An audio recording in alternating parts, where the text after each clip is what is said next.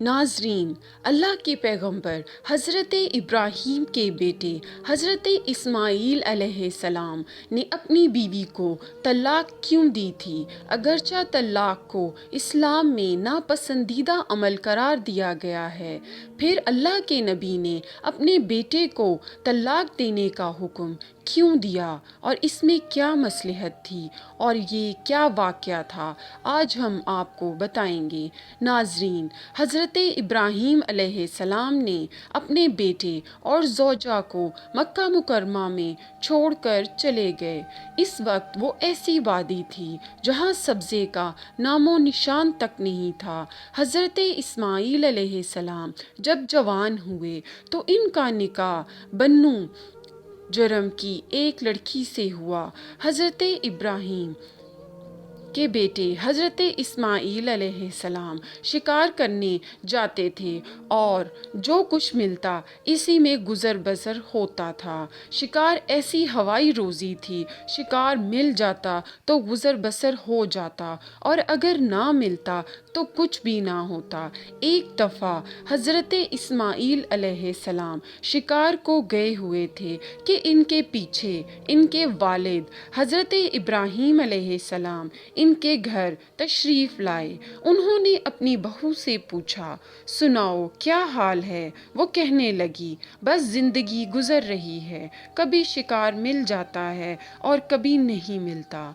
बहुत तंगी से वक्त गुज़र रहा है, बहरहाल गुजारा हो रहा है। नाज़रीन, इसने नाशुक्री के अल्फाज कहे कि हज़रत इब्राहीम ने कुछ देर इंतज़ार किया, फिर फरमाया, अच्छा मुझे वापस जाना है। जब तुम्हारे शौहर आ जाएं तो इन्हें मेरा सलाम कहना और कहना कि तुम्हारे घर की चौखट अच्छी नहीं है, इसे तब्दील कर लो। ये कहकर वो चले गए। वो औरत हज़रत इब्राहीम अलैहिस्सलाम की बात ना समझ सकी।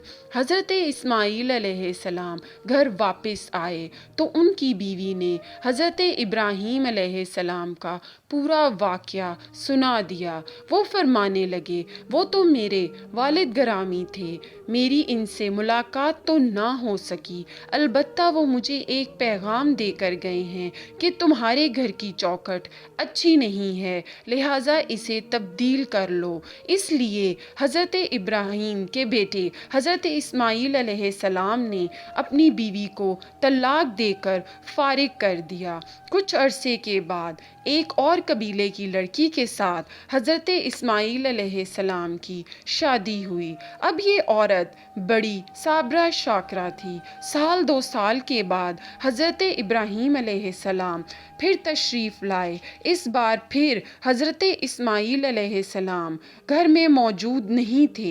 हज़रत इब्राहीम अलैहिस्सलाम ने पूछा, सुनाओ क्या हाल है? वो कहने लगी, अल्लाह का शुक्र करती हूँ जिसने इतना नेक, परहेज़गार और मोहब्बत करने वाला शख्स दिया।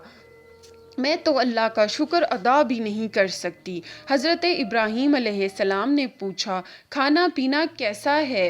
रिस्क तो अल्लाह के हाथ में है, जो मिलता है खा लेते हैं, अल्लाह का शुक्र अदा करते हैं और अगर नहीं मिलता तो सब्र कर लेते हैं। जब इसने सब्र शुक्र की अच्छी बातें कहीं तो हज़रत इब्राहीम का दिल खुश हो गया। वो फरमाया, अच्छा अब मैं चलता हूँ, तुम अपने शौहर को मेरी तरफ से सलाम कहना और कहना तुम्हारे घर की चौखट अच्छी है, इसकी हिफाजत करना। नाजरीन, ये कहकर हज़रत इब्राहीम अलैहिस्सलाम वापस चले गए।